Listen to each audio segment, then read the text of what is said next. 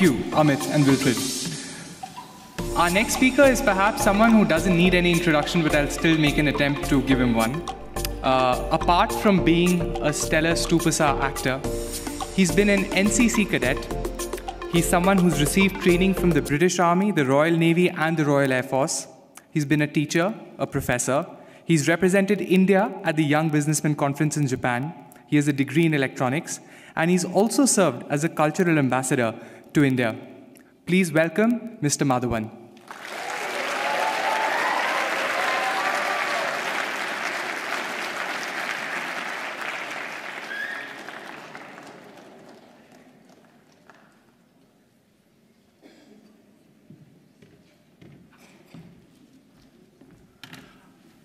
Oh, well, let me just get set up right now. Big speech.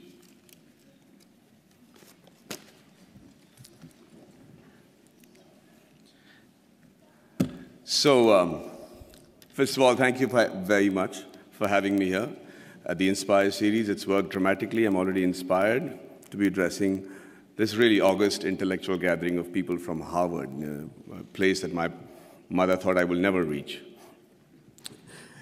But you know what? A lot of people have spoken before me and eloquently and described their dreams for India and given figures and facts that either are skeptical and, like Mr. Wilbur says, aspirational. But I'm just an actor, and I'm going to just give you my dream shamelessly, because that's the thing that I can do best.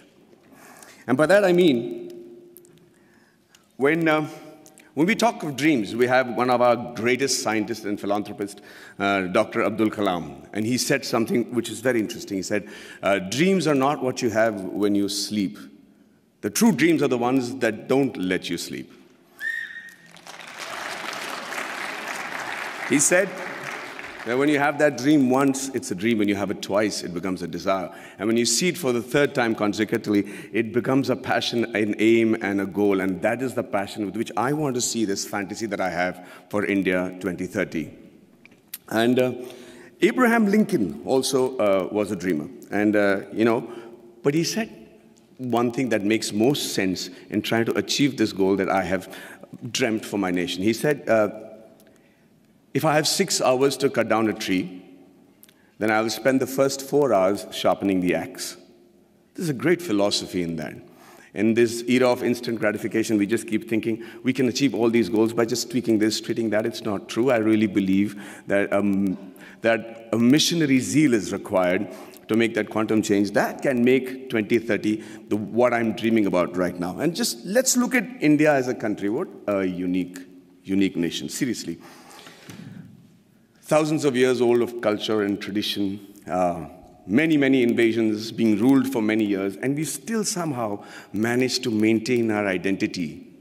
We still somehow have managed to maintain our Indianness, our beliefs, our faith. And, there has been, we have our drawbacks. There is corruption, there is violence, there is differences between the different religions and sects and castes and everything. But I can't help but think, looking at India, at the geography, that we're not doing really that bad. Look at all the other nations around in the world. Look at our neighbors. Compared to that, there is somebody in India who's doing something right for us to be called a growing economy and being projected as the third largest economy in 2026 and the most educated and young nation in the world. And it's still functional democracy. So let's first accept the fact that there is some people in India with the right ideas and the ability to lead the nation to where we are today. Under that assumption, we are also very capable of finding very unique solutions to the problems that generally the world faces. One of them, of course, is the fact that we found freedom through nonviolence and non-cooperation. Who would have thought that was possible? We have some other great... No, seriously, I mean, it was as radical a thought then as it is today. And one man in a loincloth with belief and faith and complete conviction was able to do that for us, Mahatma Gandhi. And it's an amazing country of people like Mahavir, Gautam Buddha, and Mahatma Gandhi, and then Bhagat Singh, who also had a dream. He dreamt then, 85 years ago, that I dream of an India where no infant cries for the want of milk. No youngster is deprived of relevant education, and no youth goes door to door finding a job. Sadly, it's still a dream today. And I dream of a 2030 when this dream becomes irrelevant. I dream of a 2030 when everybody is so equally satisfied with what they're doing that they're able to actually devote more time back to art and culture, which is another great important aspect of our country. Now, for that to happen, we need to be a healthy nation. And when I say healthy, I remember preparing for a film of mine, which released recently, where I had to look like a boxer, and I had these, biceps and triceps that had to be there. So I decided just to work on the parts that is seen outside my clothes. So I was just working out on my biceps and my triceps and my shoulders. But you know what? I suddenly realized the strength that I had in my arms and biceps was not actually enough for me to look even fit, because it is disproportionate growth. It is the kind of growth that will not make you fit or strong, but actually make you look inadequate. And that is what is happening to India today. Everybody says we are the largest economy, we're going to be the most populated country in the years to come. And with economic superpower and supremacy in rocket and space technology, which I am privy to, and then the IT giants and smarter cities. But ladies and gentlemen, I really believe that more than smarter cities, we require smart villages. And this is going to be primarily what I talk about today. You know, a nation is only as strong as its weakest link, and rural India is our weakest link. See, it's important that that growth and progress goes hand in hand with the villages also getting onto the same train towards economic freedom, superpowerdom, all the terms that have been coined for a successful country. But that is not happening. The reason being, we're beginning to ignore them. We're beginning to actually believe that this is a very interesting line that I've found, where they say that everybody believes that they know what is required for getting the underprivileged and the poor up to speed with the rest of the country, okay? And we always start assuming that this is what they want. This is how we can help the poor and the villages, and this is what they need. And we can't be more wrong, because when you assume, and as the spelling goes, you make an ass of you and me. I'm going to tell you how that happened to a friend of mine. His name was, he's a very profound doctor, a gastroenterologist, and he got a call from his patient, Mr. Abdul, who said, Dr. Saab, my wife is really, really ill, and she's got a big stomach ache, and she can't sit, and she can't sleep, and she's in big pain. Can I come and visit you? And he said, yeah, by all means. And like all patients today, he has done his research, he's gone into the internet, and he said, usko ye ho sakta hai, wo ho sakta hai. And the doctor said, don't worry, let me handle it. And he checked her out, and he said, she has an infected appendix, so I have to do a surgery, and she'll be fine. The surgery was done, he was fine, and Abdul was a happy man. 1 year later, he calls back the doctor and says, sir, my wife has got a stomachache, please do the appendix operation, she'll be fine.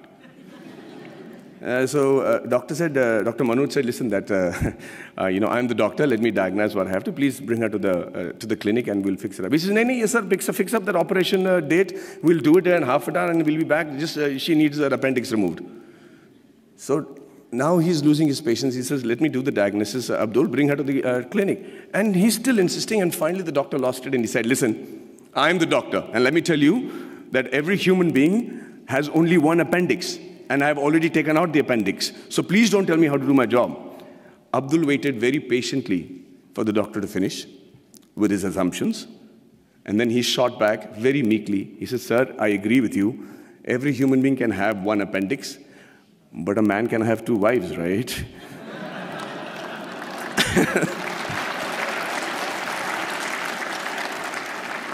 So when we start assuming what the rural India needs, we do what I think is most dangerous. In my vast experiences of shooting in really rural Indias, and villages and small kugramams, like they call it in Tamil, really small places, I realized, shockingly, that the biggest financial burden for a person of this particular village, would you all be able to guess what his biggest financial burden is? 5 minutes? Hey, so I'm going to speak for 20 today. I'm going to reduce the number of questions. I'm prepared. Is that okay? Okay, so can you all tell me, anybody, quick answers, anybody know which is the biggest financial burden for a man in one of these small villages? Sorry? Theft. Health. Okay. No, not health, not the marriage of a daughter, not education, not, sorry? Liquor. Thank you for reminding me. No. Say that again. Dowry. No. No. No. No. Oh, let me put you out of your misery. No, I'm saying, what does he need financial assistance for? The answer is the untimely death of a relative, of a senior in their family. That is the one occasion he can't prepare for. That is one occasion where the ceremony demands that he spend a certain amount of money, feed a certain amount of people, use the funeral the expenditures, and that's where he takes the loan, and that's where he gets indebted, and that's where, to escape that particular embarrassment and humility of not having the ability to perform the function every year as is expected of the Indian tradition, that he decides to leave the village because he's made to feel inadequate. Lord Mickle had in 1735 had spoken in the British Parliament and said the only way to rule India is to make the men there feel inadequate. He said, and truly so, that unless he feels that what he has is lesser than what others have, you will not be able to rule him. And within a very short period, they proved themselves right. The rural India today is feeling inadequate. They're feeling like they're not even part of our country. And what happens with that is, they start then looking at opportunities in villages and saying better education, better health, better lifestyle, and no humility for not having performed the funeral properly. They decide to give up who they are and move to the cities. And who they are is what is more important for us to understand. Who they are actually the timekeepers and the bookkeepers of our deep-rooted traditional culture and stories. You should see how tradition and culture flourishes in a happy village in India.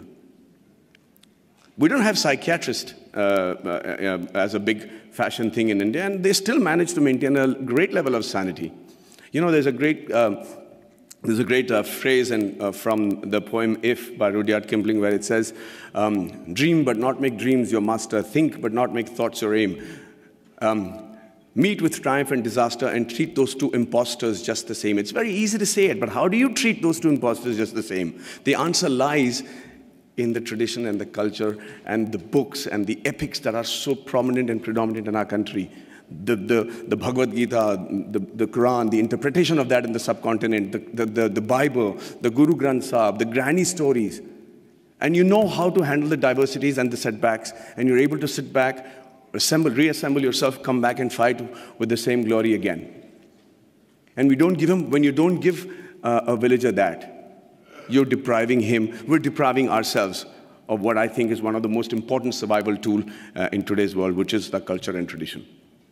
So I dream of a 2030 where rural India is as developed as the rest of the world, was as aspirational as the rest of India, and where the villager is provided with the same opportunities as it is available in the cities. And after a hard day's work, a villager is actually able to come back, sit down, have a drink, put his feet up, and start thinking about art and culture and poetry. That would be a dream that I have for 2030, a practical dream that I have for 2030. And the dreams that your parents and my parents had when we were in college, urban middle class, where everything revolved around the boy studying hard, getting into a technical college of a repute, and then getting into a reputed management college, and finally, the green card. And if it was the girl, then it was a spouse with a green card. I dream of a 2030 where students the world over will dream of a blue card, will dream of having once actually come to India and study and imbibe the knowledge that we have as a nation. It used to be true. We were the first university in the world. Nalanda was a university where people came in from far and wide. So it's not a pipe dream. It's a practical dream that I have, and I think that's easily attainable. And finally, before I wind up, I think I dream of a 2030 where we have a meritocratic electoral base which selects its leaders and whose leaders believe that it is more important to serve with a missionary zeal to serve the nation rather than rule it. You know, there is another stanza from the same poem which says that if they have the ability to talk to the crowds, yet keep your virtue, walk with kings nor lose the common touch. If neither good friends nor foes can hurt you, yet all men count with you, but none too much. If only the politicians understood the gist of that line, we would have a progressive country by 2030 where we'll all be proud of not just the way the country is running, but also proud about our politicians. And finally, you know, I'm an actor. And the dream that I have for myself is that in 2030, I'm as relevant, I'm as handsome, hopefully, but if age was to catch up, then they probably would have mapped my face by then and used technology to make me look as young or old as the role desired me to look, and I'm still able to romance the pretty young things that will be part of the industry in 2030.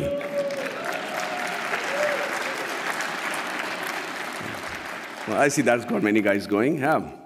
And finally, as an actor, I'm used and prone to dialogues. I love to speak dialogues, and I recently found a line that blew me apart, and I thought was a phenomenal Hindi film dialogue, where this great gentleman had said that whatever I am today, and all the achievements that has been possible by me, and what will eventually also be possible by me in the near future, is all because of my angel mother.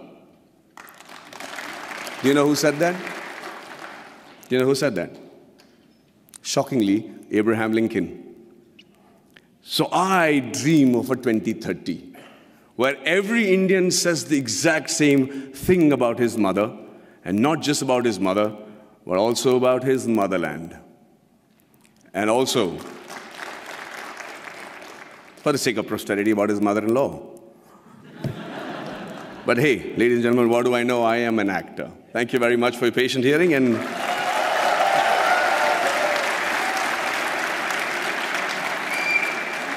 And if I'm looking wise enough, I'm open to questions. Okay, wait, okay, is this, okay, it works. Okay, sorry, I wrote my question down. Okay. Give us some water.